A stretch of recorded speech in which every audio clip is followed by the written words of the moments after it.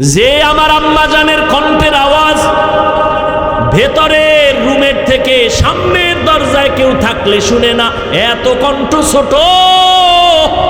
কিন্তু আমি যেদিন দুনিয়াতে আসছিলাম, আমার আম্মার প্রসব বেদনা, এমন কান্নার আওয়াজ, আম্মার কান্নার আওয়াজের কারণে পাশের বাড়ির মানুষ রাতে ঘুমাতে পারে নাই। ওই মা চিল্লায় চিল্লায় কান্না করেছে।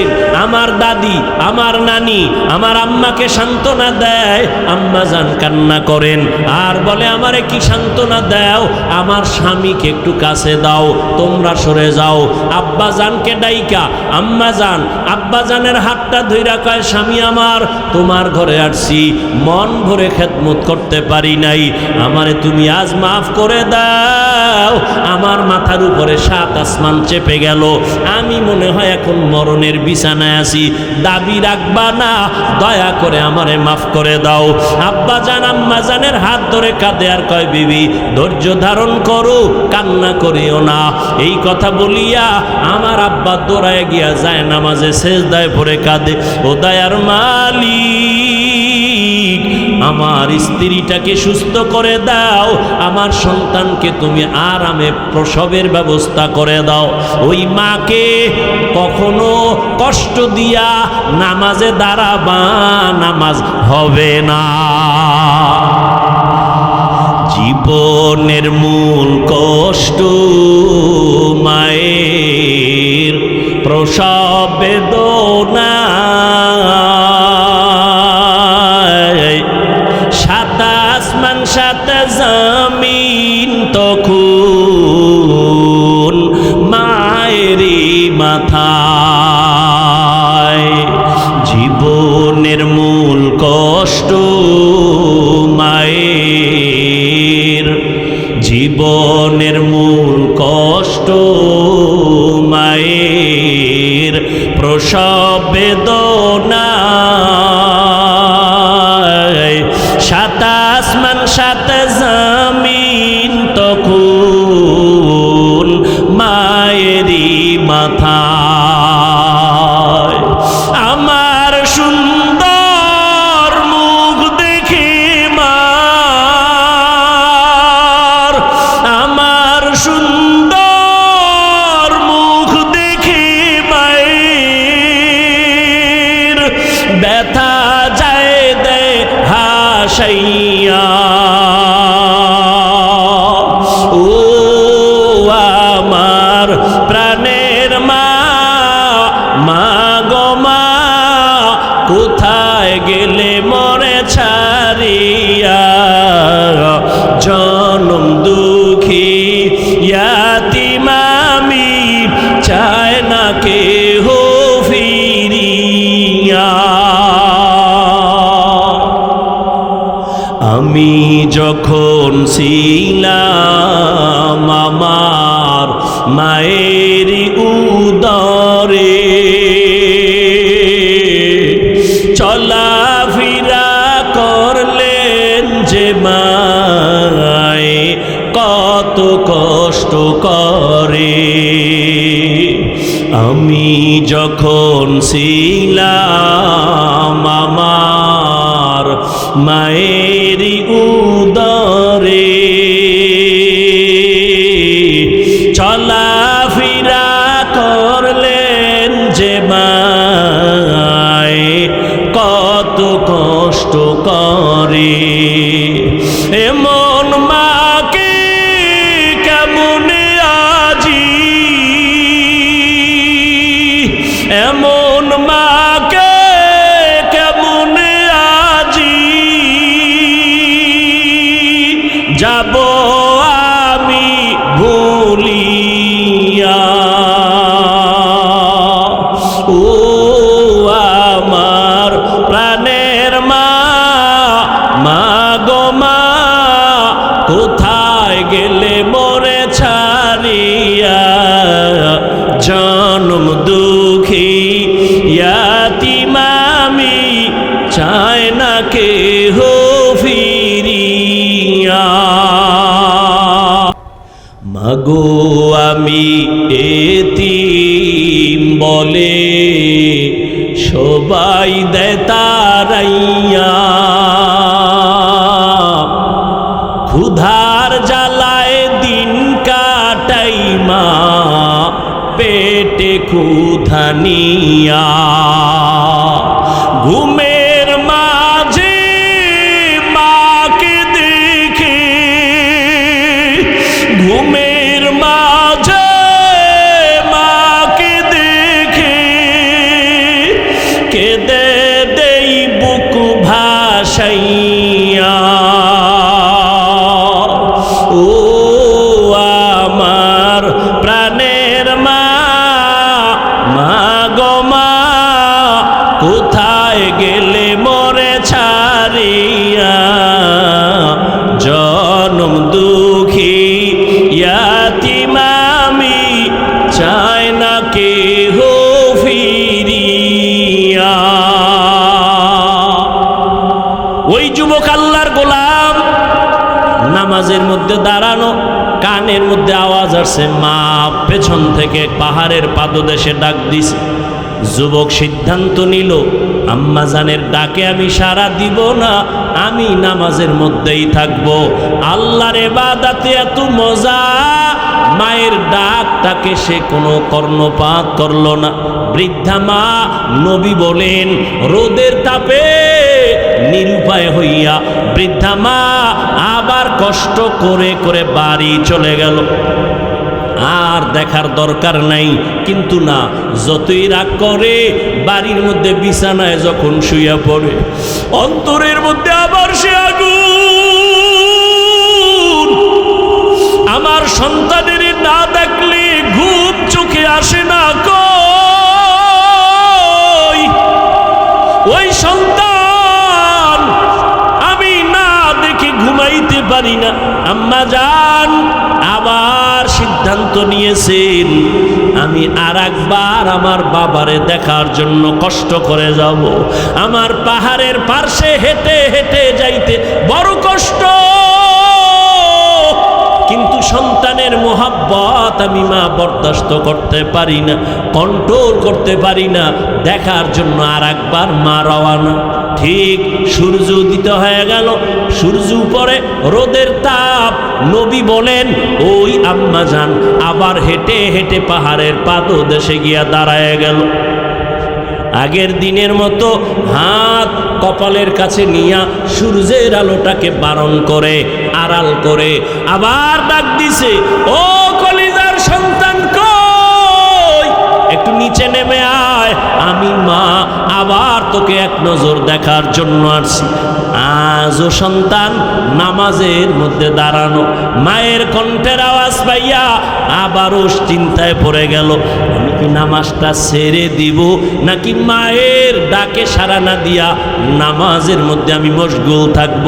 সিদ্ধান্ত আজও এক, আমি মায়ের ডাকে সাড়া দিব না, নামাজের মধ্যে আমি মশগুল থাকব বলে নামাজের মধ্যে দাঁড়ানো। মায়ের ডাকে সাড়া দেয় নাই। সন্তান না সাড়া দেওয়ায় আম্মা জান দীর্ঘ টাইম অপেক্ষা করে আজও মনে কষ্ট নিয়া মা বাড়ির দিকে রওয়ানা। বাড়িতে যাইয়া নিয়ত করছে আর দরকার নাই, কিন্তু না, মায়ের মন এটা বয়ান করে বুঝানো যাবে না রে বা। সন্তানের প্রতি মায়ের কি যে মায়া, কি মোহাব্বত, এইটা বয়ান করে বুঝাবার কোনো ভাষা নাই। আম্মা ছাড়া বুঝানো যাবে না, যার সন্তান নাই তাকে বুঝানো যাবে না রে বাবা। দুইবার মা ফেল, এইবার মা একটু ঘুরে বসে চিন্তা করলো, এবার আর একবার যাব, শেষ আর যাব না, দেখি আমার বাবারে একটু দেখতে পারিনি। মা এবার সিদ্ধান্ত নিয়া তৃতীয় দিন পাহাড়ের কিনারায় সূর্যের গরমে গিয়া হাজির। আজকে শেষ। সূর্যের আলোরে আড়াল করে ডাক দিছে, বাবা কই? আজও সন্তান নামাজে দাঁড়ানো। মা ডাক দিছে, কানে আওয়াজ আসছে, কোনো জবাব নাই।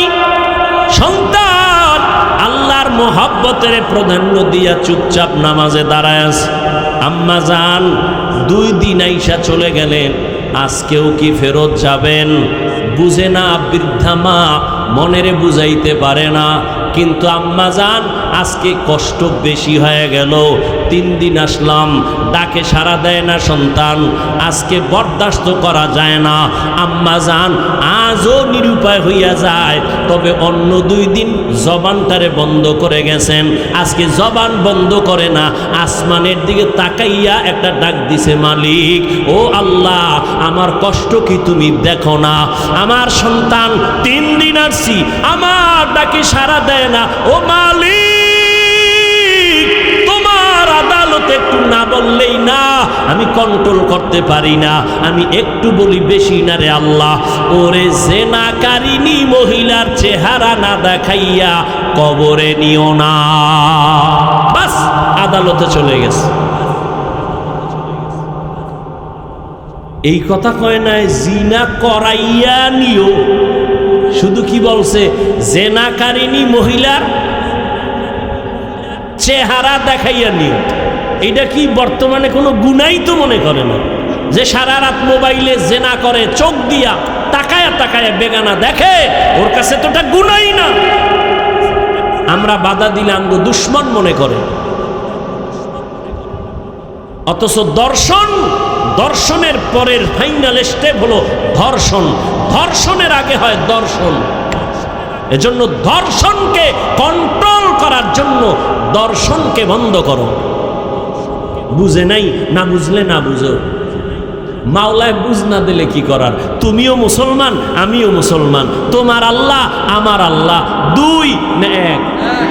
তোমার আমার নবী, কোরআন, কাবা, ধর্ম, কালেমা, দুনিয়াতে আসছি সিস্টেম।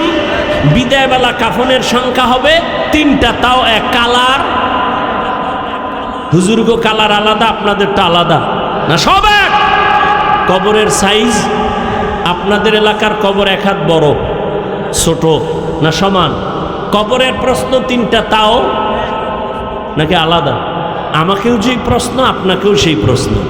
একটু চিন্তা করেন তো, আপনিও মুসলমান, আমিও মুসলমান, আমি টুপি মাথায় না দিলে লজ্জা পাই, আর তুমি কেমন ভিআইপি মুসলমান, তুমি টুপি দিলে লজ্জা পাও। আমি দাড়ি কাটতে লজ্জা পাই, তুমি রাখতে লজ্জা পাও। আমি মসজিদে না ঢুকলে লজ্জা লাগে, তোমার ঢুকতে লজ্জা লাগে। আমি পর্দা না করলে লজ্জা পাই, তোমার পর্দা করতে লজ্জা পাও। স্বাস্থ্য বোনের লগে কেমনে হর্দা করে? চাস্তো ফুফাতো মামতো বোনের সাথে কেমনে সম্ভব? আকাম সম্ভব। আল্লাহর আইন মানা সম্ভব না। আল্লাহ হেদায়াত দান করুন। আরো জোরে বলো, অনেক কষ্ট হইতেছে। হ্যাঁ, আরে ভাই আপনার না হইলে আমার তো হয়। আল্লাহ হেদায়াত দান করুন। কি কথা বলতেছিলাম?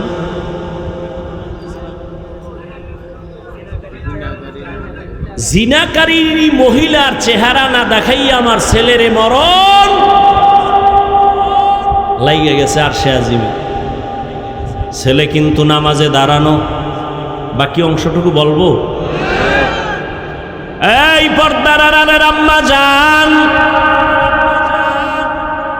ভালো করে বুঝেন, এমন একটা সন্তান দুনিয়ায় রেখে যাবেন, ডাক্তার হইয়াও আপনার জন্য কোরআন পড়ে দোয়া করবে। এমন একটা সন্তানের মা হয়ে কবরে যাবেন, সন্তান ইঞ্জিনিয়ার হবে, কোরআন পড়ে পড়ে দোয়া করবে। ওই যুবক নামাজে দাঁড়ানো, মায়ের ডাকে সাড়া দেয় নাই, মা জবান থেকে মালিকের কাছে কথা বলে চলে গেলেন। এলাকার মানুষ গর্ব করে, আমগো এলাকার এক বুজুর্গ যুবক এত সুন্দর ইবাদত করে, কোনো তুলনাই নাই।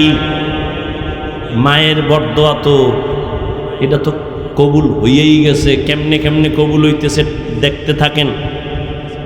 এলাকার মানুষ গর্ব করে, আরে আমগো হুজুর কঠিন এক হুজুর, বড় ইবাদত করে, কঠিন ইবাদত।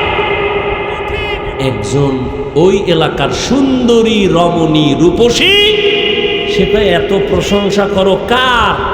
এক যুবক। যুবক কাহা যুবক? কত টিকবে না কেন? বলে আমারে দেখলেই ফেল। এলাকার লোক বলে কোশ্চিন কালেও না, চ্যালেঞ্জ কা চ্যালেঞ্জ, যাও। এইবার মহিলা চলে গেল পাহাড়ের উপরে। পাহাড়ের উপরে যাইয়া ওই বেপর্দা নারী সুন্দরী রূপসী যুবকের দেখে। যুবক নামাজের মধ্যে দাঁড়ানো।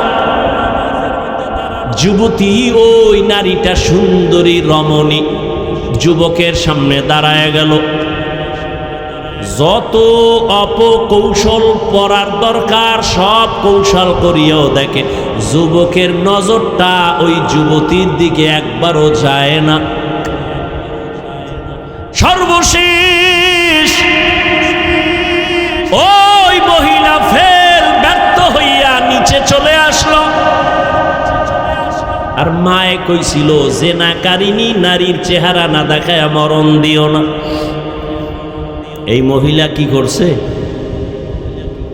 পাহাড়ের নিচে নাইমা পার্শ্বে এক এলাকা, চেটিয়াল খোলা ময়দান, বকরির রাখাল ওখানে দাঁড়িয়ে আছে। সেও সুদর্শন এক সুপুরুষ। ওর সাথে যাইয়া জেনা করে ফেলছে। জেনা করে ওই মহিলার গর্ভে বাচ্চা চলে আসলো। দীর্ঘ কয়েক মাস পরে বাচ্চাটা দুনিয়াতে যখন আসলো, এই আল্লাহর বান্দি জাহান্নামী নারী বাচ্চাটারে কোলের মধ্যে নিয়া এলাকায় ঘুরে আর কয়, দেখো তোমরা যার এত গুণগান গাইছো পাহাড়ের উপরে ইবাদত করে, ওই তোমগো বুজুর্গ আমার সাথে জিনা করেছে, তার এই বাচ্চা। ঘটনা বুঝছেননি? বাচ্চা কার? কার? মহিলা কয় কার? বুজুর্গ। যুবক ওই যে মা দোয়া করছে, এটাও কবুল হওয়া লাগবে। জেনাকারিনী মহিলা যখন বলল তোমাদের প্রশংসিত সেই আবেদ বুজুর্গ যুবকের এই বাচ্চা জিনা করেছে, মানুষ তো তালে তালে লাফায়, তলার খবর নেয় না, তদন্ত করে না। লাঠি লয়া দৌড়ায় গেল সবাই। এত কলিজার আপন, কলিজার মোহাব্বতের আমাদের বুজুর্গ আজ এই অপমান বরদাস্ত করতে পারি না। কয়েকজন তাজা মানুষ গিয়া তার ইবাদত খানাটারে ভেঙ্গে ফেলল।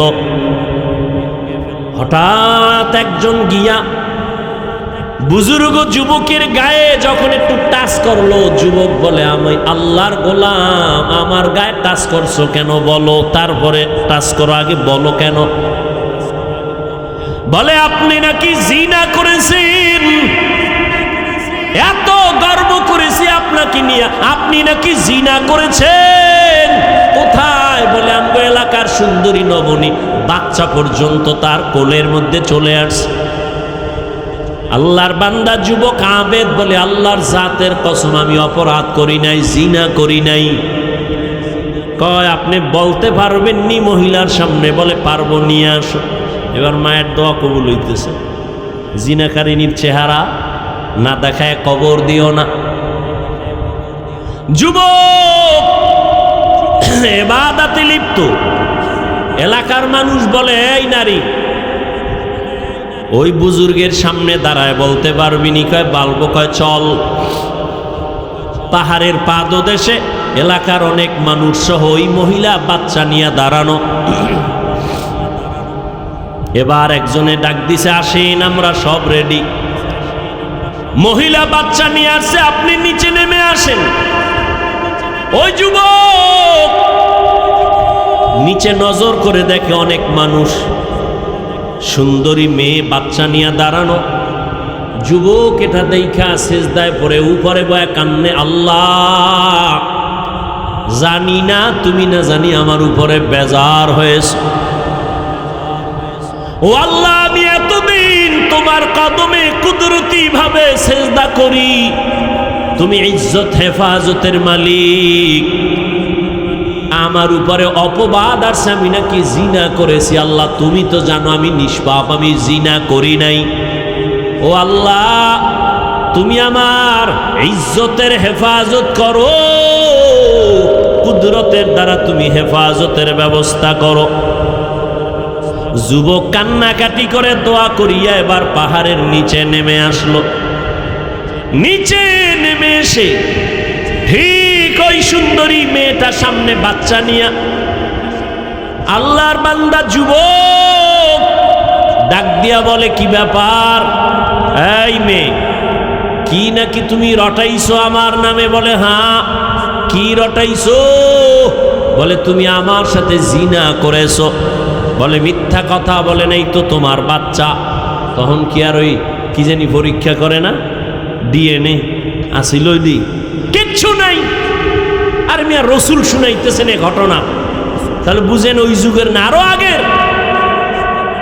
বহু আগের ঘটনা, নবীজি দুনিয়াতে আসার আগের ঘটনা। দেশ কি এইবার যুবক এবাদতকারী কয়, সত্যি করে বলতে পারবি? বলে আমি সত্যি বলছি। তার বাচ্চাটা আমার কোলে দে। যুবক আল্লাহর গোলাম ওই অসভ্য জিনাকারিনী মেয়েটার বাচ্চাটা নিজের হাতের মধ্যে নিয়ে মনে মনে আমার মাওলাকে একটা ডাক দিছে। ডাক দিয়ে আল্লাহ তুমি হক জাহের করে দাও। ওই যুবক ইবাদত করনেওয়ালা কোলের বাচ্চাটারে, দুধের বাচ্চা, কথা বলতে পারে না, সবার সামনে চিৎকার দিয়ে কয়, রে শিশু তুই একটু সবার সামনে জবান খুলে বল তোর বাবাকে। শিশু বাচ্চার জবান খুলে গেল। শিশু বাচ্চা ওই বেচারার হাতের মধ্যে থেকে সবার সামনে আওয়াজ দিয়া বলে, আমার বাবা হলো ওই রাখাল, আমার বাবা ওই রাখাল। এবার এলাকার মানুষ ওই মহিলার উপরে আক্রমণ। আল্লাহ দেখায় দিলেন, তুই যে কান্না কইরা দোয়া করছো তোর ইজ্জত বাঁচানোর জন্য বাঁচায় দিলাম, আর তোর মায়ও যে কইছে জেনাকারিনীর চেহারা দেখা লাগবে, দেখাইয়াও দিলাম। মায়ের সাথে চালাকি চলবে না, বাবার সাথে চালাকি চলে না, শিক্ষকের সাথে চালাকি চলে না। ও বাবা, জীবনটারে যদি সফলতায় নিতে চাও, ডাক্তার হও, ইঞ্জিনিয়ার হও, যাই হও না কেন, মা বাবার দোয়া নিও, উস্তাদের দোয়া নিও, মুরব্বী ওলামায়ে কেরামের দোয়া নিও। শেষ কথা, আমার দোয়া যদি নিতে নাও পারো, আমার কলিজার দাবি, ও যুবক বাবা, মা বাবার বরদোয়া নিও না, ওস্তাদের বরদোয়া নিও না, আলেম ওলামাদের বরদোয়া নিও না। ওরে জীবনটা আর কয়দিন হেলায় খেলায় কাটায় দিবা, এখনো সময় আছে, তওবা করে নাও। মায়ের থেকে দোয়া নিও। মা যদি তোমার মাথায় হাতটা বুলায় দোয়া করে দেয়, কপাল খুলে যাবে। ও পর্দার আড়ালের আম্মা জান, আপনারা তো এত দামি মা, আপনারা তো খাদিজা রাদিয়াল্লাহু তাআলা আনহার মতো নারী, ফাতেমা রাদিয়াল্লাহু তাআলা আনহার মতো নারী, আপনারা আয়েশা রাদিয়াল্লাহু তাআলা আনহার মতো দামি নারী, ইসমাইল নবীর মা হাজেরা আলাইহিস সালামের মতো দামি নারী। এরে আম্মা জান, ঈসা নবীর মা মারিয়াম আলাইহিস সালামের মতো দামি নারী। জগৎ বিখ্যাত বেঈমান ফেরাউন, ওই ফেরাউন আল্লাহর সাথে চ্যালেঞ্জ দিয়া নিজের খোদা দাবি করিয়া, কিন্তু দেখেন আল্লাহর কুদরত। ওই ফেরাউনের স্ত্রীর নাম কি? কি? আসিয়া। যেই খোদা ফেরাউন নিজেরে খোদা বলছে, আল্লাহরে মানে নাই, তার ঘরে আসিয়া কত দামি, ঈমানওয়ালা। নবীজি বলেন, কিয়ামতের ময়দানে, জান্নাতের ময়দানে আমি মুহাম্মদের সাথে আসিয়ার সাথে বিবাহ হবে। ও এলাকার আম্মা জানেরা, আপনার স্বামী তো ফেরাউনের মতো খারাপ না। ও মা, আপনি যদি একটু নামাজ পড়ে দোয়া করতেন, আর স্বামীকেও নামাজের দাওয়াত দিতেন। আর স্বামীকে যদি বলতেন, স্বামী আমার, তোমার ঘরে না খাইয়া খাইয়া কষ্ট করে জীবন কাটাবো, কিন্তু আমার জীবনের একটা দাবি, তুমি হালাল টাকা ঘরে আনবা, হারাম টাকা ঘরের মধ্যে নিবা না। হারাম টাকা খাওয়াইয়া আমাদের সন্তানের রক্ত নাপাক করব না, হারাম টাকার কামাই দিয়া আমাদের শরীরের রক্ত নাপাক করব না। একটা মা যদি স্বামীকে বারবার বলতো, কোনো স্বামী হারাম টাকা ঘরে নিতে পারত না। এরে আম্মা জান, আপনার মতো কত মা এখনো আছে তাহাজ্জুদ পড়ে, 5 বেলার নামাজ পড়ে স্বামীর মাল হেফাজত করে, মোবাইলে সময় নষ্ট করে না, পর্দা রক্ষা করে চলে। ও পর্দার আড়ালের বোনেরা, আপনার মতো কত বোন লেখাপড়া করে, নামাজ ছাড়ে না, মোবাইলে চরিত্র নষ্ট করে না। মানুষের জীবনের অমূল্য এক সম্পদ হলো সুন্দর চরিত্র। ও বোনেরা, আপনার মতো বোন চরিত্রবানের অভাব নাই, আপনারা কেন পারবেন না? ও যুবক বাবা, এখন থেকে তওবা করে নাও। তোমার মতো যুবক যদি দিনের লাইনে চলতে পারে, জেনারেল লাইনে থাকিয়া তুমি পারবা না কেন? ও বৃদ্ধ বাবাজিরা, আপনাদের মতো কত বুড়া মানুষ মসজিদে গিয়া লাঠি হাতে নিয়ে কষ্ট করে করে হেঁটে হেঁটে গিয়া নামাজ পড়ে, আপনারা কেন পারবেন না? আল্লাহর কাছে তওবা করেন, মনে মনে আল্লাহকে বলেন, হে আল্লাহ, জীবনে তো গুনাহ কম করি নাই, আজকে থেকে তওবা করে নিলাম, আদব নিয়া নবীর তরিকা মেনে চলবো। ও যুবক বাবা, মনে মনে আল্লাহকে বলো, আল্লাহ, হায়াতের মালিক তুমি, ইজ্জতের মালিক তুমি, জীবনে গুনাহ তো কম করি নাই, মনে চাইছে নামাজ পড়ব না, পড়ি নাই, মনে চাইছে গুনাহ করব, করেছি, আজকে তওবার নিয়ত করে ফেললাম, আর নামাজ ছাড়বো না, দাড়ি কাটবো না, বেপরদায় চলবো না, মা বাবার সাথে বেয়াদবি করব না, উলামায়ে কেরামের পরামর্শ নিয়া নবীর তরিকা মেনে চলবো, ওস্তাদের দোয়া নিয়ে চলবো। সবার কপাল খুলবে কিনা জানা নাই।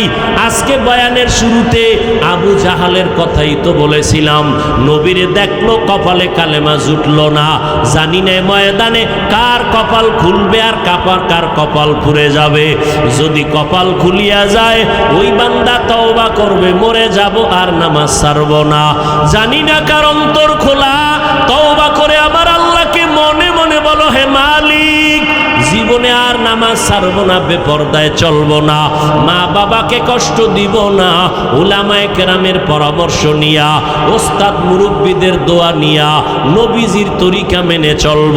তওবা করার মতো যদি কারো অন্তর তৈরি হয়, মুনাফিকি যদি অন্তরে না থাকে, তওবার নিয়ত যাদের আছে, দুটো হাত আল্লাহকে দেখায়া দাও, আয় আল্লাহ, হাতগুলো কবুল করে নেন, তওবা কবুল করে নেন, তওবার উপরে মজবুত হইয়া চলার তৌফিক দান করেন, আমিন। দোয়া করি তাদের জন্য, আল্লাহ তাদেরকে হেদায়াতের নূর দিয়া বেহেশতের বাগানে পৌঁছায়া দেন। এখানে বসতে কি লাগে ভাই? শুধু কপাল না, এখানে বসে দোয়া কইরা আব্বা আম্মার জন্য কান্না করে গুনাহমুক্ত হইয়া তওবা করে যাইতেও কপাল লাগে। টাকা আছে, মক্কা যেতে পারে না, চাইলে মাসে 2 বার যেতে পারে, তো কপাল নেই। কপাল খারাপ হইলে হাফিজুর রহমান কেন, মক্কা মদিনার ইমাম কেন, স্বয়ং রসুলও যদি বয়ান দেয়, কপাল খুলে না। যেই নবীকে এক নজর দেখলেই জাহান্নাম হারাম, যে রসুলকে এক নজর দেখলে পেটের ক্ষুধা থাকে না, সেই নবীকে 13 বছর পাশে সামনে বসে দেখলো আর বয়ান শুনলো, কালেমা পড়ল না। জানা থাকলে বলেন, এই কপাল পোড়া কে? আবু জাহাল। অন্যদিকে 27 বছরের যুবক তরবারি নিয়ে যায়, নবীকে জবাই করবে, কাছে গিয়া তরবারি ফালায়া কালেমা পড়ে আবার তরবারি হাতে নিয়ে দাঁড়ায় গেছে। বাইতুল্লাহর পাশে দাঁড়ায় কয়, ওই মক্কার মুশরিক আর বেঈমান, মুহাম্মদের বিরুদ্ধে কথা বলনেওয়ালা, মুহাম্মদ দরকার নাই, আমার তরবারি রেডি আয়। নবীরে জবাই করতে গিয়া কালেমা পড়ছে, এর নাম কপাল। আর 13 বছর নবী দেখলো, বয়ান শুনলো, কালেমা পড়ে না, এটাও কপাল।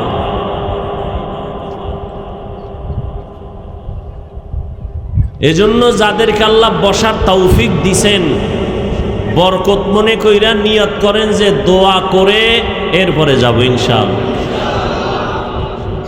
কেউ উঠবেন না, কাউকে উঠতেও দিবেন না। আর যদি কোন না যাব, তো আমিও কিন্তু যাব। আপনি বাড়ি যাবেন, আপনার জরুরত আছে, আমার নাই। আপনি তো বাড়িতেই থাকেন, আর আমরা হাওয়ার উপরে থাকি। কালকে ছিলাম সেই কোথায়, বাংলাদেশের উত্তর বর্ডার, আবার আগামীকাল আর এক বর্ডার। অতএব আপনি যদি মনে করেন যাবেন, তা আমিও কিন্তু আমিন কয়ে যাব। আর আপনি যদি করেন না কিছুক্ষণ বসি, আমিও দোয়া করি, আমিও আপনাদের সাথে কিছুক্ষণ বসবো ইনশাআল্লাহ। কবুল করেন। আমি দোয়া নেওয়ার পাশাপাশি, আমি তো আপনাদের দোয়া চাই, পাশাপাশি কিছু কথা বলার জন্য সূরা আনকাবুতের সর্বশেষ আয়াতে কারিমা তিলাওয়াত করেছে।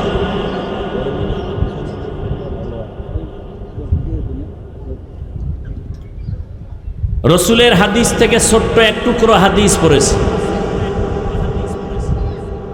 তর্জমাটা বলি, এরপরে কিছু অনুবাদ বা ব্যাখ্যা।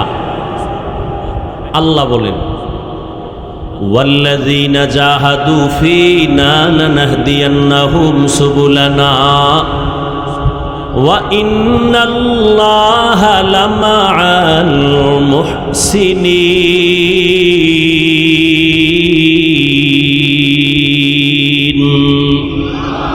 আল্লাহ বলেন, যারা চেষ্টা করে চূড়ান্তভাবে আল্লাহ পাওয়ার জন্য। কাকে পাওয়ার জন্য? আল্লাহ বলেন, লানাহদিয়ান্নাহুম সুবুলানা, অবশ্যই অবশ্যই আমি আল্লাহ তার সামনে অনেক রাস্তা খুলে দেই।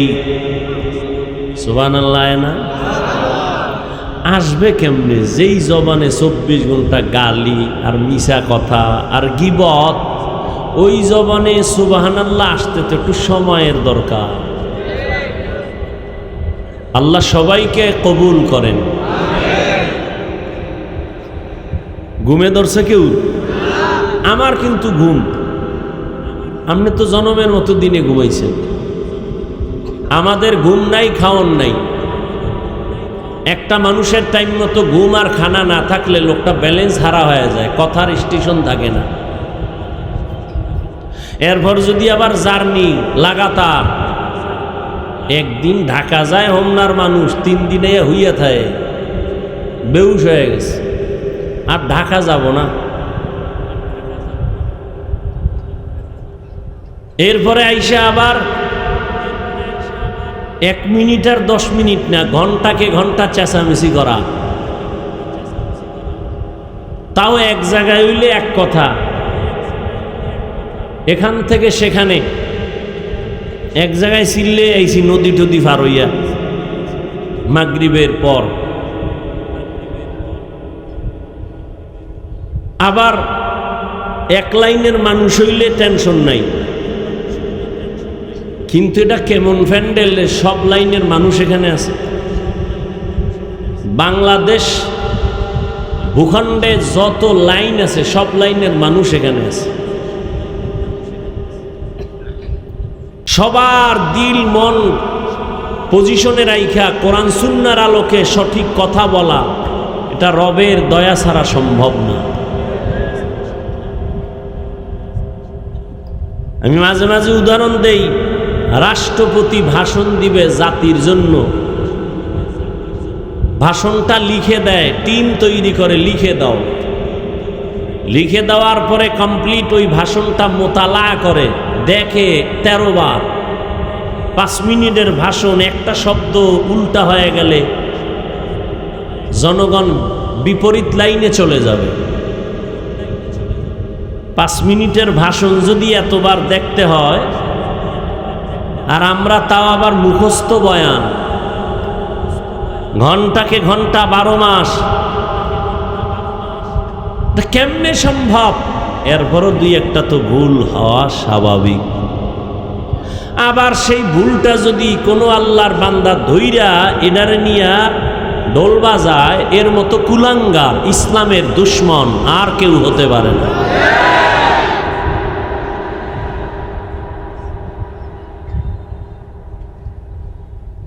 আল্লাহ বলেন, যারা আমাকে পাওয়ার প্রচেষ্টা চালায়, আমি নিজ কুদরতে তার সামনে অনেকগুলো রাস্তা খুলে দেই।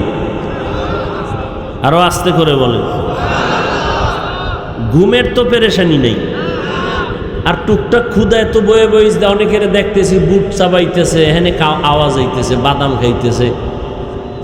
আমি বুঝি না কিছু। 2 ঘন্টা না খাইলে মরে যাবেন, তো অজের প্যান্ডেলে বাদাম খাইলে পেট ভরবে, তো কেন এই আকামগুলো করেন বয়ে বয়ে? খাওয়ার জন্য দোকানওয়ালারা আপনাদের ডাকতেছে, হারিকেন জ্বালায় আইও, এখানে কেন? আল্লাহ সবাইকে বুঝার তৌফিক দান করে।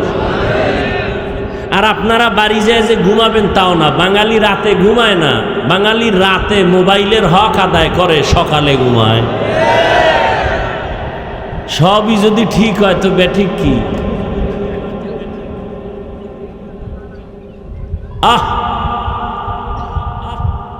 কত ভাব লয়ে বসে আছে আমার কলিজার যুবকেরা,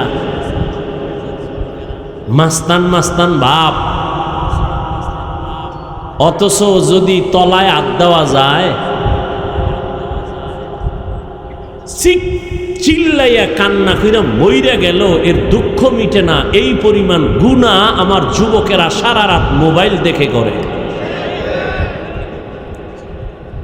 অযুবক বাবা, আল্লাহ না করুন, কথাগুলো খেয়াল কইরো, কলিজার থেকে বের কইরা বলতেছি, চূড়ান্ত মোহাব্বত লাগায় বলতেছি।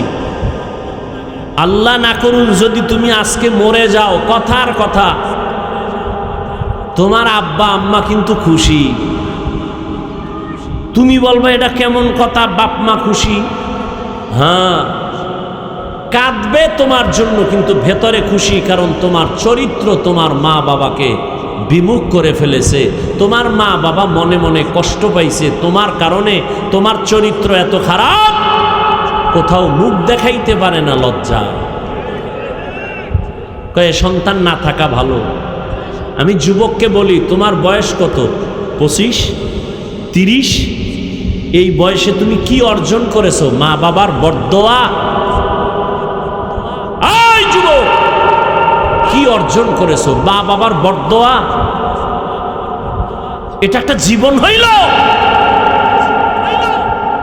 তুমি মরে গেলে শিক্ষক খুশি, কারণ যেই বেয়াদবি করো শিক্ষকের সাথে, তোমার একটা জীবন। তুমি একবারও কি চিন্তা করছো যে আমার কপাল এত খারাপ কেন? কারণ কি? যে আমি মরে গেলে আমার শিক্ষক খুশি, কারণ আমি বেয়াদবি করেছি। হুজুরেরা খুশি, কারণ তাদের সাথে আচরণ ভালো করি নাই।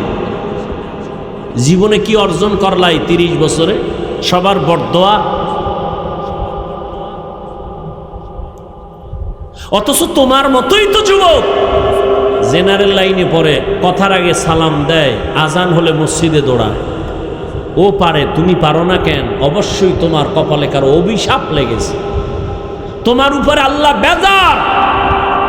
সারা রাত গুনাহ করে করে চেহারাটাকে নষ্ট করে ফেলেছ। চেহারার দিয়ে তাকাইলে মায়া লাগে না কেন? 40 বছর পর্যন্ত, আমি তো চ্যালেঞ্জ দিয়ে বলি, 40 বছর পর্যন্ত চেহারার উজ্জ্বলতা নষ্ট হবে না। তোমার 25 বছরে চেহারা নষ্ট কেন? তাকাইলে মায়া লাগে না কেন? উজ্জ্বলতা নাই কেন? তোমার তো কোনো পাউডার ক্রিমের দরকার নাই। আল্লাহ যেভাবে বানাইছেন 40 বছর পর্যন্ত চেহারাটা ফ্রেশ থাকবে, কোনো মেডিসিন লাগবে না। 25 বছরে চেহারা নষ্ট কেন? তোমার চেহারার উজ্জ্বলতা নাই কেন? পৃথিবীর কেউ জানে না, আমার আল্লাহ জানে। সারা রাত গুনার কারণে তোমার চেহারার নূর আল্লাহ নিয়ে গেছে। আল্লাহ আমার প্রত্যেকটা কলিজার টুকরা যুবককে হেদায়াতের দৌলত দান করেন। অথচ রসুল কি বলে গেছেন?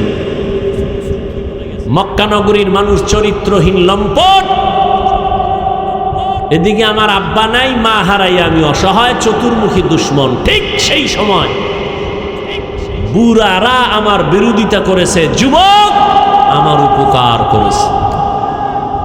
যুবকেরা নবীর কি করেছে? উপকার। বুড়ারা বিরোধিতা করছে। আবু জাহাল নবীর দুশ্মন বুড়া, উতবা নবীর দুশ্মন বুড়া, আবু লাহাব নবীর দুশ্মন বুড়া, আর যুবক নবীর উপকারার্থে এসে হাজির। 11 বছর বয়সের যুবক রসুলের হাতে হাত লাগায় কয়, ইয়া রাসূলুল্লাহ, কালেমার রশি গলায় লাগাইলাম, মৃত্যু হলে এই অবস্থায় মৃত্যু হবে। 11 বছরের আল্লাহর বান্দা এসে নবীর হাতে হাত লাগায় দিলেন। নবীর রক্তের আপন চাচাতো ভাই হযরতে আলী। এতদিন ছিলেন চাচাতো ভাই, এখন সাহাবী, কিছুদিন পরে হবেন জামাতা। 11 বছর, কেউ বলছেন 8 বছর, আবার একটু আগে বলছি হযরত ওমর কয় বছরে গেলেন? একটু আগে না বলছি 27 বছর। ও যুবক বাবা, তোমার দ্বারা রসুলের আদর্শের কি উপকার হয়েছে? একটা যুবক দাড়ি রাখছে, তুমি কি তাকে সাহস দিছো? ভাই মাশাআল্লাহ দাড়ি রেখেছো, আলহামদুলিল্লাহ, দোয়া করিস আমিও রাখবো। তুমি তা বলছো? তুমি উল্টানা মারছো। এই তুই দাড়ি রাখছো, বয়স কত? 26। বুজুর্গ হয়ে গেলি এত তাড়াতাড়ি? বাস বাস একটা দিয়ে দিস, উপকার করছে। যুবক, এখানে আমি নিজের মনে করি, আপন হিসাবে বলি, কোনো বেয়াদবি নিবা না, যুবকদের বলি, দাড়ি কাটলে অনেক অনেক বয়ানে নিয়ে ইচ্ছারম করছি জীবনে। আজকে শুধু আধা মিনিটে একটা পয়েন্ট বলবো, আর বলবো না। সেটা কি? দাড়ি কাটো আর ছাড়ো, পরকালের শাস্তি, দুনিয়ার শাস্তি, সব বয়ান আজকে না। একটা পয়েন্ট, দাড়ি কাটলে ছাড়লে যৌবন থাকবে না। এটা ভালো করে লিখে রেখো। তোমগো দাড়ি কামান্যার গোষ্ঠী যেদিন থেকে আমদানি বাড়ছে, ওদিন থেকে হারবাল কোম্পানির আমদানি বেড়ে গেছে।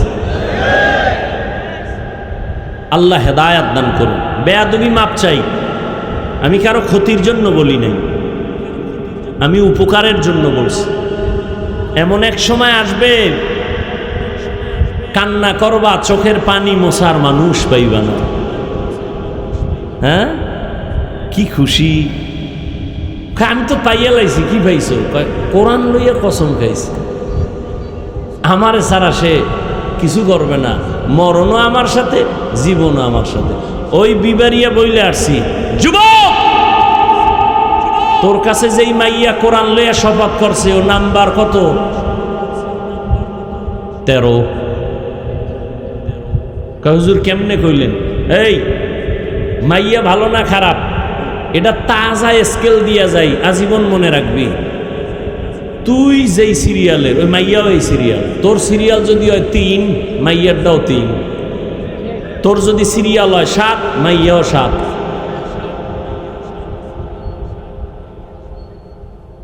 আল্লাহ হেদায়াত দান করুন। চরিত্র ধ্বংস করে ফেলল এই মোবাইল।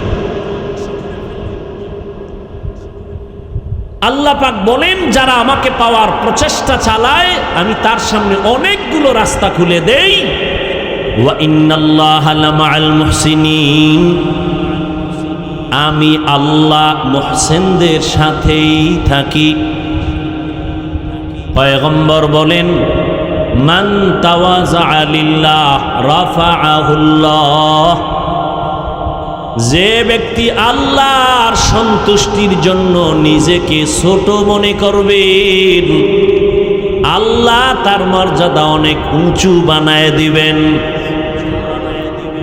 নিজেকে যদি বড় বানাতে চাও হে মুমিন, বড়দের কদমে নিজেকে করে দাও বিলীন। मिटा दो अपना हस्ती को अगर कुछ मर्तबा चाहो, के दाना खाक में मिलकर गुले गुलजार होता है। অহংকার বড় মনে করি কেন? আমার এলেম বেশি, টাকা বেশি, এই বেশির তো কোনো ভ্যালু নাই। আমি বড় বক্তা, বড় বক্তা বলে কত বড়, কত বড়? যত বড় তুমি হও, বাংলাদেশের খতিবে আজম সিদ্দিক আহমদ রহমাতুল্লাহ আলাইহির 1000 ভাগের 1 ভাগ হতে পারবা না। তুমি বড় মুফতি সাহেব, কত বড় মুফতি, যত বড় তুমি মুফতি হও, হাটহাজারীর পার্শ্বে মেখল মাদ্রাসার বাণী মুফতি আজম মুফতি ফয়জুল্লাহ রহমাতুল্লাহ আলাইহির 1000 ভাগের 1 ভাগ তুমি হতেই পারবা না। কে সে মুফতি ফয়জুল্লাহ? ইন্তেকালের সময় অসুস্থ হয়ে গেছেন, আলেম ওলামা পাশে বসে আছেন। ডাক্তার আইসা টেটিস্কোপ যন্ত্র একটা মাথা কানে লাগায়, একটা বুকে লাগায়, চিৎকার দিয়া বেহুশ।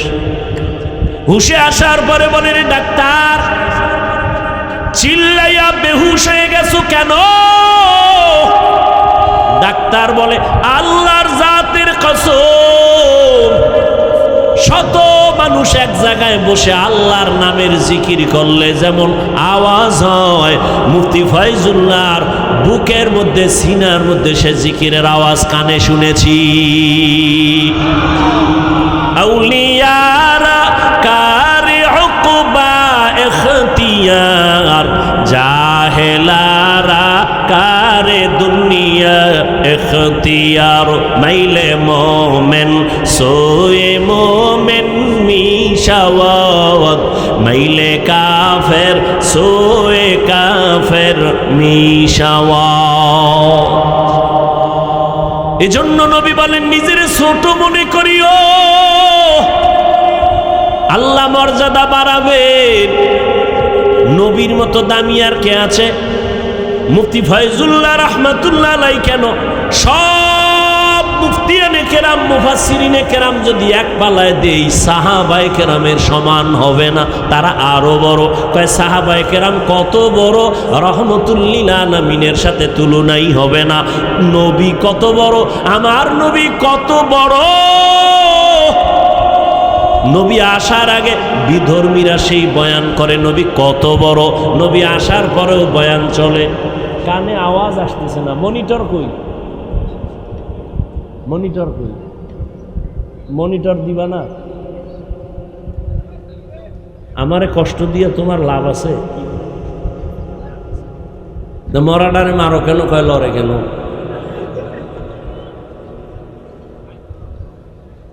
কত কষ্ট হইতেছে এই চিল্লানি। একটা মনিটর 2টা বক্স দিয়ে দিবে, সহজ। এটা ভাড়া দেবে না ইব্রাহিম ভাই?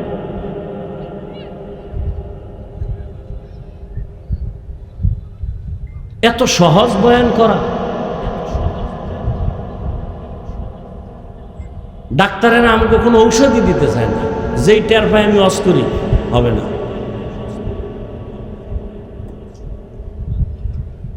আল্লাহ মাহফিল শেষ পর্যন্ত, দোয়া পর্যন্ত কামিয়াবি দান করেন। খারাপ লাগতেছে? কি কথা বলতেছিলাম? নবী কত বড় না? নবী কয় খুশি, নবী খুশি হয়ে কয় কি জানেন? আল্লাহ আমারে কত কিছু দিছেন। কয় কি দিছেন? নবী বলেন, উতিতু ইলমাল আউয়ালিন আল আখিরিন। রহমতের নবী বলেন, আল্লাহ আমাকে আউয়াল আর আখিরের ইলম সব আমাকে দান করেছেন। আদমরে যা দিয়েছেন আমাকে তা দিছেন। আদমেরটাও দিলেন, নূহ নবীরটাও দিলেন, শীশ আলাইহিস সালামেরটাও দিলেন, ইব্রাহিম নবীরটাও দিলেন, ইসমাইল নবীরটাও দিলেন, মূসা নবীর ইলম আমাকে দিছেন। সব নবীদের ইলম আমাকে দান করেছেন। নবী বলেন, আমি খুশি। আল্লাহ কয়, দিছি তো আমি, কি পরিমাণ দিছি এটা না আমি জানি। আল্লাহ কয়, আমি কি দিছি জানেননি? মা উতিতুম মিনাল ইলমি ইল্লা কালিলা। আমার ইলমের সাগর, ওই ইলমের সমুদ্র থেকে নবী আমি আপনাকে যা দিছি খুবই সামান্য। দেখছেন নি কারবার? নিজেকে যদি বড় বানাতে চাও, হে মুমিন, বড়দের কদমে নিজেকে করে দাও বিলীন। আল্লাহকে আপনারে সামান্য দিছি, তা আল্লাহর কাছে কি পরিমাণ এলেম জমা। এই জন্য আল্লাহ নবীরে কয়, আপনি সবসময় দোয়া কইরেন কি, রব্বি জিদনি। দেখছেন নি, আমনের আমি মাঝে মাঝে আবার বাড়াবো, রব্বি জিদনি ইলমার দোয়া পড়বেন, আর আমি এলেম বাড়াবো, আমি এলেম বাড়াবো। আল্লাহর নবী দোয়া পড়তেন সব সময়, রব্বি জিদনি ইলমা, ও আল্লাহ তুমি এলেম বাড়াও, জ্ঞান বাড়ায় দাও। ওই এলেম চাই না যেই এলেম দ্বারা ইবলিস বেয়াদবি করেছে। ও বান্দা, তুমি এলেম শিখেছো, তোমার জ্ঞান আর তোমার শিক্ষা, তোমার এলেমে যদি তোমারে বিনয়ী করতে না পারে, এই এলেম দিয়া লাভ কি? তোমার এলেমে যদি তোমাকে তাওয়াজুআন করতে না পারে, তোমাকে ছোট বানাইতে না পারে, অহংকার মুক্ত করতে না পারে, এই এলেম মদিনার এলেম না, এই এলেম ছিল ইবলিসের এলেম। इल्मे राज़ो करदन बेहिसाब खल्क़े रादन जवाबे बासवाब हक नदारत दोस्ते खल्क़ा ज़ारे रा निस्ते ई खसलत एके दीनदारे रा। নিজেরে ছোট বানাইয়া চলিও, মর্যাদা আল্লাহ বাড়ায় দিবেন। দেখবা যেই সমাজের মানুষটা নম্র, ভদ্র, শালীন, সবাই তারে মহব্বত করে, সম্মান করে। আর যার মধ্যে নম্রতা নাই, ভদ্রতা নাই, কেউ তারে মহব্বত করে না, দূরে রাখে। বিনয়ী হতে হলে আদবওয়ালা হতে হয়। এজন্য নবী বলেন, আদাবানি রব্বি ফাহসানা তাদিবি, রব আমারে আদব শিখাইছেন, আমি মায়ের গর্ভ থেকে আদব শিখে আসি নাই। আদব এটা শিখতে হয়, মায়ের গর্ভ থেকে নিয়ে আসা যায় না। আসেন আমি আয়াতের মধ্যে ঢুকি। আল্লাহ বলেন, যারা প্রাণপণে চেষ্টা করে আল্লাহ পাওয়ার জন্য, আমি আল্লাহ তাদের জন্য অনেক রাস্তা খুলে দিব। অনেক বলতে কি একটা? জবাব দেন। অনেক, 100, 1000 না 1 লাখ, কোনো সীমা না।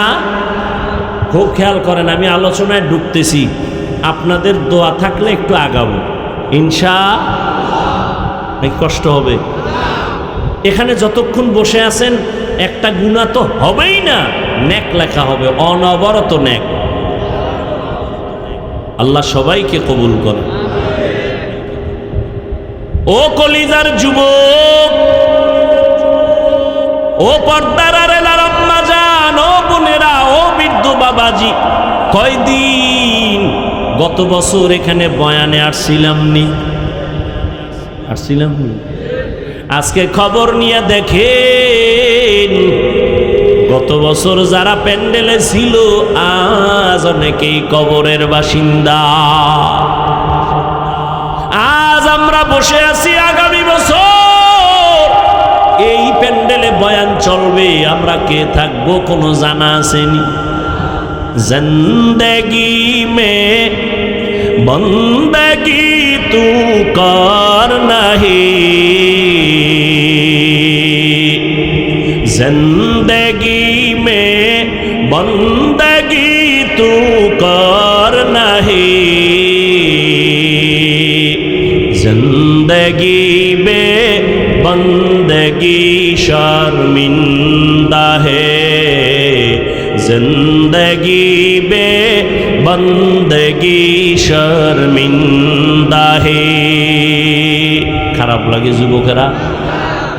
একটা হারমোনিয়াম হইলে একটু মজা পাইতি, একতারা হইলে আরো মজা না? যুবকেরা তো সব আপডেট, বাংলা গান শুনে না, সব হিন্দি।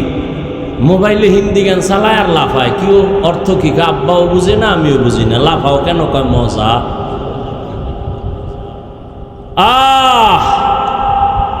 এরে যুবক, ঘুমের ঘরেও তো কত যুবকের মরণ হয়, হয় না? হয় না? এই চিন্তা যদি করতি যে ঘুমের মধ্যে আজরাইল আসতে, যদি চিন্তা করতি গানের তার কানের মধ্যে লাগায় ঘুমাইতি না। ও মুসলমান বাবা, তুমি গানের তার কার লাগাইয়া ঘুমাও, আজরাইল এসে যদি দেখে তোমার কানের মধ্যে গানের তার লাগানো, মুসলমান হিসাবে চিন্তা করো কবরে গিয়া কি জবাব দিবা। আমার কথায় তো আর ফিরবি না। হেদায়েতের মালিক নবীও না, কে? মাইয়াহদিল্লাহু ফালা মুদিল্লা লাহু ওয়া মাইয়ুদলিল ফালা হাদিয়া লাহু। আল্লাহ যাকে হেদায়েত দেন কেউ তাকে ধ্বংস করতে পারে না। ও যুবক বাবা, আমার বয়ানে ফিরবা কোনো গ্যারান্টি নাই, তবে একটু আবদার করি মাঝে মাঝে পারলে একটু তোমার ডিউটির বাইরে, তোমার ডিউটি বাদ দিয়া না, তোমার শিডিউলের বাইরে আমার একটা আবদার মাইনো মাঝে মাঝে। সেটা কি? তুমি সারা রাত মোবাইলের ডিউটি যখন শেষ কইরা ঘুমাবা, ডিউটি শেষ, এখন কি ঘুম, ঠিক ওই সময় মোবাইলে সার্চ দিবা কোরআন তেলাওয়াত, দেখবা মক্কা মদিনার ইমাম হাজির। এইবার মোবাইলে তেলাওয়াত চালু কইরা বালিশের পাশে মোবাইলটা রাইখা আস্তে ঘুমায় যেও, শুনতে শুনতে ঘুমাও। আমার দিল বলে একদিন দুদিন এক সপ্তাহ যদি শুনো, নিজে কানে ধরে বলবে আর গান শুনবো না, চোখে পানি চলে আসবে কোরআনের আকর্ষণ। दुनिया में हो दुनिया का तलबगार ना हो, बाजार से गुजर हो खरीदार ना हो। दुनिया में हो दुनिया का तलबगार ना हो, बाजार से गुजर हो खरीदार ना हो। ये दुनिया एक मिसल कागज फूल है, ये दुनिया एक मिसल कागज फूल है। जिंदगी में बंदगी तू कर नहीं, जिंदगी में बंदगी तू कर नहीं, जिंदगी में बंदगी शर्मिंदा है, जिंदगी में बंदगी शर्मिंदा है। খারাপ লাগে? আরো শুনবি? সত্যি? তাহলে নিয়ত কর যে এডি শোন। বহু আল্লাহর বান্দা কলিজা দিয়া কত সুন্দর নাশিদ পড়ে, গজল গায়, গায় না? এই যে জুবায়ের কি সুন্দর স্টেজে এক সময় পিচ্ছি ছিল, আজকে দেখি বড় হয়ে গেছে, মাশাআল্লাহ, মাওলানাও হয়ে গেছে, আলহামদুলিল্লাহ। কি সুন্দর কণ্ঠ, কে দিছেন? আল্লাহ কবুল করেন, ওর আব্বা আম্মাকেও কবুল করেন, আল্লাহ দিনের খাদেম বানায় দেন, বিনয়ী আদবওয়ালা জিন্দেগি দান করেন। ইহা হাম সব মুসাফির দিল না লাগা,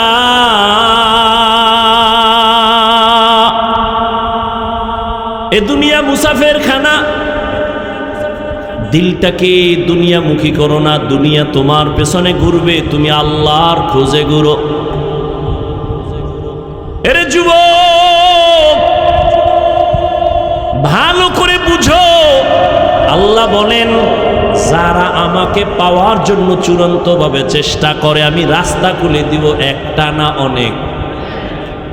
খুব খেয়াল করেন, নবীজি একদিন সাহাবায়ে কেরামদের সামনে মাটিতে একটা সোজা রেখা টানলেন, দাগ দিলেন, সোজা দাগের আশেপাশে আঁকাবাঁকা আরো কয়েকটা দাগ টানলেন, এরপরে বললেন হাজা সিরাতি মুস্তাকিমা, এই যে সোজা পথ এটাই হলো সিরাতাল মুস্তাকিম, জান্নাতে পৌঁছার সহজ সরল সঠিক পথ। বাঁকা না সোজা? বলেন, সোজা না বাঁকা? কয়টা? জোরে বলেন। নবী কয় জান্নাতে পৌঁছার সঠিক পথ একটা, সোজা। আল্লাহ কয় আমাকে পাওয়ার পথ অনেক। এবার ফেস লাগছে না? নবী কয় একটা, আল্লাহ কয় অনেক। সমাধান কে দিবে? DC, SP, chairman. কিয়ামত পর্যন্ত ইসলামী শরীয়তের সব বিষয়ের সমাধান দিবে একমাত্র উলামায়ে আহলে হক। আল্লাহ বুঝার তৌফিক দান করেন। সমাধান কি? সমাধান হলো, আমি এটা আরো আগেও অনেক জায়গায় বলছি, আপনাদের হোমনা থেকে অথবা ধরেন ঢাকা চট্টগ্রাম যাইতে বিশ্ব রোড আসেনি? কয়টা? একটা। কয়টা? বিশ্ব রোড একটাই হয়। কয়টা হয়? কিন্তু বিশ্ব রোডে ঢুকার জন্য ডানে বামে আরো রোড আছে না নাই? শাখা রোড একটা না অনেক? হ্যাঁ। রহমতের নবী বলেন জান্নাতে যাওয়ার বিশ্ব রোড সিরাতাল মুস্তাকিম। আর আল্লাহ জি বলছেন অনেক পথ। এগুলো হলো বিশ্ব রোডে ঢোকার জন্য শাখা রাস্তা। কয় যেমন আবু হানিফা রহমাতুল্লাহ আলাইহির একটা রাস্তা বাতানো, ইমাম মালিকের আর একটা রাস্তা, ইমাম শাফিঈ রহমাতুল্লাহ আলাইহির আলাদা আর একটা রাস্তা, ইমাম আহমদ বিন হাম্বল রহমাতুল্লাহ আলাইহির আলাদা আর এক রাস্তা। কিন্তু পেরেশান হওয়ার কিছু নাই। ইমামে আবু হানিফার রাস্তায় যদি দৌড় দাও, সামনে গিয়ে দেখবা সিরাতাল মুস্তাকিমের সাথে লাইন লাগানো। ইমাম মালিকের রাস্তা দিয়ে যদি দৌড় দাও, সামনে গিয়ে দেখবা সিরাতাল মুস্তাকিমের সাথে লাইন লাগানো। ইমাম আহমদ বিন হাম্বলের রাস্তা দিয়ে যদি দৌড় দাও, সিরাতাল মুস্তাকিমের সাথে লাইন লাগানো। এক কথায় তারা সবাই আহলে সুন্নাত ওয়াল জামাতের অনুসারী। এদের পথ দিয়া যদি আগাইতে থাকো, সিরাতাল মুস্তাকিম দিয়া জান্নাতে পৌঁছতে পারবা।